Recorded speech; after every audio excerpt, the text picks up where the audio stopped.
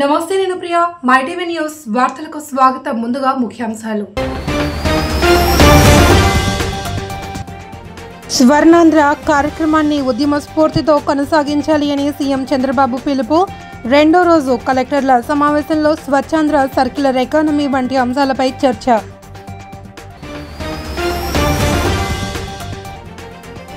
15 ఏళ్ల పాటు సీఎంగా ఉన్న చంద్రబాబు ఒక్క మెడికల్ కాలేజీ కట్టలేదని మాజీ మంత్రి సీదిరి అప్పలరాజు ఆరోపణ వైఎస్ జగన్ కట్టించిన వాటిని చంద్రబాబు కట్టించినట్లు చెప్పుకోవడం హాస్యాస్పదంగా ఉందని వ్యాఖ్య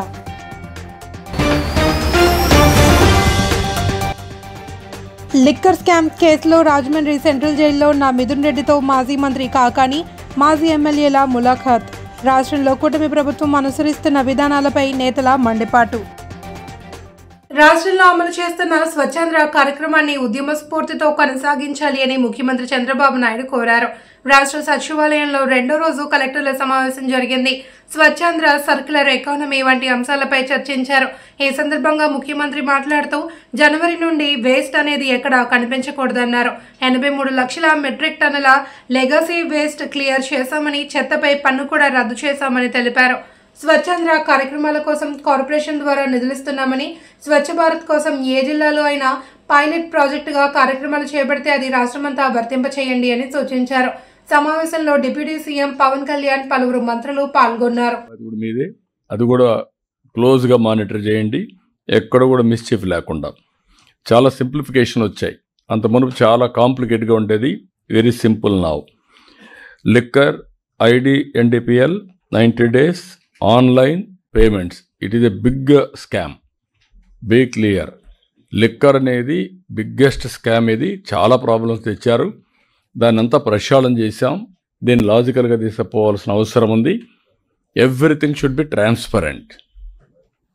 ప్రొక్యూర్మెంట్ దగ్గర నుంచి, మ్యానుఫ్యాక్చరింగ్ దగ్గర నుంచి, క్వాలిటీ టెస్టింగ్ నుంచి, లాస్ట్ మైల్లో అమ్మే వరకు టోటల్గా ట్రాన్స్పరెంట్ రావాలి. ఎక్కడ 0.01% కూడా దీనికి జరగడానికి వీల్లేదు. దీన్ని మీరు ఆన్లైన్ పేమెంట్స్ ఎంకరేజ్ చేయండి. నెక్స్ట్ టైం మాత్రం మీనా గారు, మళ్ళీ నేను మర్చిపోయినా, క్యాబినెట్ సబ్ కమిటీ కూడా ఉంది, మీరు గుర్తుపెట్టుకోండి. ఆన్లైన్ పేమెంట్స్ 100% ఉండాలి. చంద్రబాబు 15 ఏళ్ల పాటు ముఖ్యమంత్రిగా ఉన్న ఒక మెడికల్ కాలేజీ కట్టలేదు సరికదా, కనీసం రాష్ట్రానికి ఒక్క మెడికల్ సీటు కూడా తేలేదని, అసలు మెడికల్ కాలేజీలతో చంద్రబాబుకు సంబంధమే లేదని వైఎస్ఆర్సీపీ డాక్టర్ల విభాగం రాష్ట్ర అధ్యక్షులు మాజీ మంత్రి సీదిరి అప్పలరాజు తీవ్ర ఆగ్రహం వ్యక్తం చేశారు.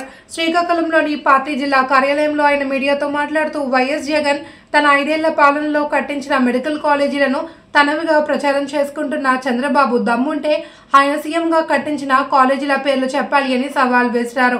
ప్రభుత్వ ఆస్తులను ప్రైవేట్ పరం చేయడం తప్ప చంద్రబాబుకి సంపద సృష్టించడం చేతకాదని ఎద్దేవా చేశారు. చంద్రబాబుకి అవకాశం దొరికితే మంగళగిరి ఎయిమ్స్ ను కూడా అమ్మకానికి పెడతారని అన్నారు. నేను అడుగుతున్న చంద్రబాబు గారికి చాలా సూటిగా, చంద్రబాబు గారు మీరు 4వసారి ముఖ్యమంత్రిది. This is not the first time. చాలా అనుభవం ఉన్నటువంటి వ్యక్తులు. మీకు నిజంగా చేతనైతే, మీకు నిజంగా నిజాయితీ ఏ కోసానైనా మీలో ఉంటే,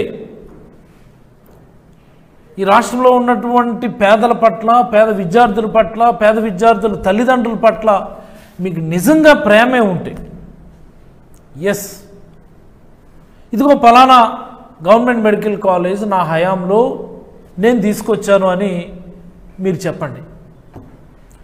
మేమందరం రాజకీయాలు మానేసి కూర్చుంటాం.